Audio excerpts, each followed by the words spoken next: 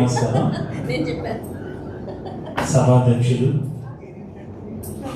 Doctor ఎజ్బే Jayakumar గారికి, నాతో పాటు మత సమర్పణ చేయనున్న అందరికీ నమస్కారం తెలియజేస్తున్నాను. వివేకానందం, ఆత్మానందం, మనోవిశ్లేషణ తక్కువ సమయంలోనే చెప్తాను. మేడం సమయం అయితే చెప్పండి. వివేకానందం, ఆత్మానందం. వివేకానందం అంటే వివేకంతో కూడిన ఆనందం. వివేకం ఎప్పుడు వస్తుంది? వివేకం బాగా వచ్చినప్పుడే ఆనందం కలుగుతుంది, అప్పుడే ఆత్మానందం అవుతుంది.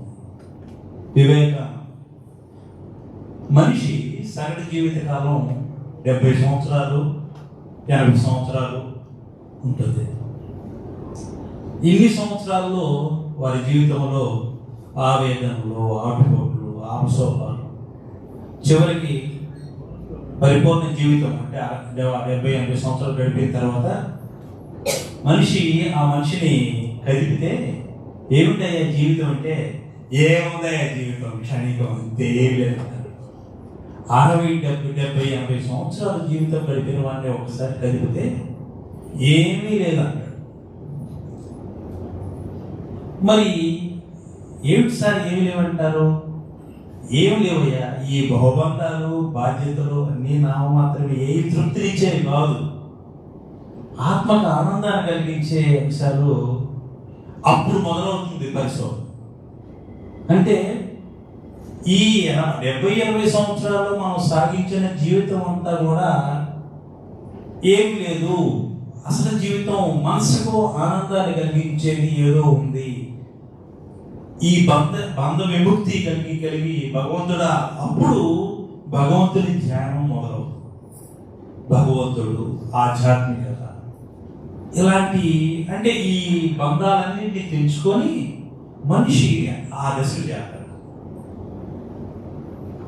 ఇలా అనేక ప్రశ్నలు అంటే 70-80 సంవత్సరాల మనిషిని అడిగితే ఏముంది, ఏం లేదు ఈ జీవితం, అసలు ఏమిటో అనే ఇలాంటి ప్రశ్నలు వస్తున్నాయంటే, ఎదురవుతున్నాయంటే ఆ ప్రశ్నలు అంత తేలికైనవి కావు. అప్పుడు దాకా నా ఇల్లు, నా బిడ్డలు, నా భార్య, నాది, నా ఆస్తులు అని అనుకుంటున్న ఈ మనిషికి 70-80 సంవత్సరాలతో ఇవన్నీ ఏమి లేవు, అసలైంది ఏదో ఉంది అంటే అతని ఆత్మ తృప్తిగా లేదని అర్థం. ఎంత వివేకం కలిగిన తర్వాత అక్కడ ఆనందం కలగకపోతే ఇంకా అక్కడ ఏముంది? ఆనందం జీవితం ఏముంది? వివేకంతో కూడిన ఆనందం ఎప్పుడంటే ఆ తృప్తికరమైన జీవితం 70-80 సంవత్సరాల తర్వాత కూడా కలిగితే అప్పుడు దాన్ని మనం చెప్పవచ్చు. ఇలాంటి అంశాలకి సంబంధించిన చక్కని విశ్లేషణ, చర్చ, సమన్వయం, వీటన్నిటికి మించిన చక్కని అవగాహన కల్పించే వివేకవంతమైన పుస్తకం శాల్వరీ గారి వివేకానందం పుస్తకం. ఈ పుస్తకాన్ని చదివితే మనకి ఇప్పుడు మనం ఏవైతే అనుకున్నామో అవన్నీ కూడా వస్తాయి.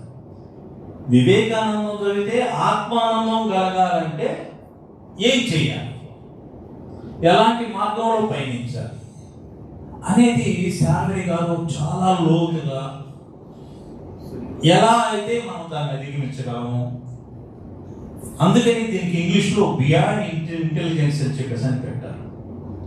అంటే మనకి అసలు జీవితం అప్పుడు ప్రారంభమవుతుంది. చివరికి మనిషి ఏమంటాడంటే 70-80 సంవత్సరాలు దాటిన తర్వాత, భగవంతుడా ఎందుకయ్యా నాకు ఈ జీవితం వద్దు, తీసుకెళ్ళిపో.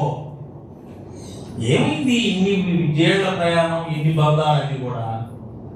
అప్పుడు అసలైన వివేకం, అసలైన జ్ఞానం, అసలైన దానికోసం ఎదురు చూస్తుంటాడు మనిషి. ఇలాంటివన్నీ కూడా శతాధిక గ్రంథకర్త అయిన శాల్వరీ గారు లోతైన అధ్యయనం ఈ వివేకానందంలో చేశారు. ఇది మొత్తం కూడా 152 పేజీలతో ఉన్న గ్రంథం. చాలా సరళమైన పద్ధతిలో ఉంది.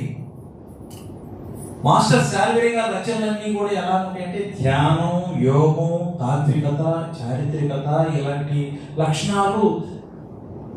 ఈ ధ్యానం, ఆధ్యాత్మికత, ఆత్మ, పరమాత్మ, దేవుడు అనేవి ఒక మాత్రాన్ని అంతుపట్టే కాదు. అవి చెప్పాలన్నా, దాన్ని అర్థం చేసుకోవాలన్నా, అవగాహన చేసుకునే స్థాయి ఉంటేనే అది తెలుస్తుంది. ఇక్కడ శార్వరి గారు ఈ వివేకానందం చిన్న పుస్తకం అయినా దాంట్లో ఆయన అపారమైన జ్ఞానం, బహుముఖ ప్రజ్ఞ ఆయన ఉంది కాబట్టి యోగలోను, ధ్యానంలోను, తాత్వికతలోను ఇలాంటి అనేక అంశాలు ఆయనకి లోతైన భావన, ఆలోచనలు, సిద్ధాంతాలు ఉన్నాయి కాబట్టి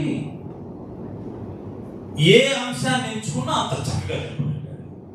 ఇది వివేకానందం అనే గ్రంథం కూడా అలాంటి గ్రంథమే. ఈ గ్రంథానికి వివేకానందుని ఒక ఆదర్శంగా తీసుకున్నారు. ఎలా తీసుకోవాలి? వివేకానందుని జీవితం, వివేకానందుని గురువు వచ్చి రామకృష్ణ పరమహంస. రామకృష్ణ పరమహంస అయినా సరే వివేకానందుడు గుడ్డిగా గురువుని అనుసరించలేదు.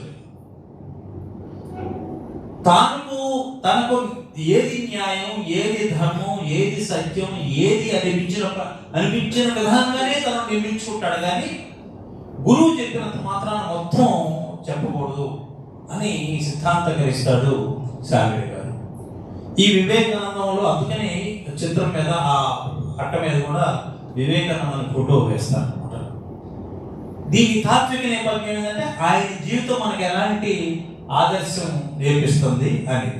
దీంట్లో వివేకానందం, కలలు కనండి, సనాతన ధర్మం, ఆత్మ ప్రయాణం, జ్ఞానపదం, అనుభూతి, అనుభవం, శ్రమ, జీవన మార్గం, మంచి చెడు, భక్తి యోగం, పూర్ణయోగం.